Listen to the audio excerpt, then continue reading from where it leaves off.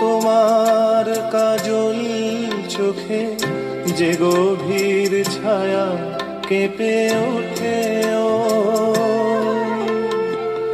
তোমার আধারে ওগো যে হাসির মধু মায়া ফোটে, ও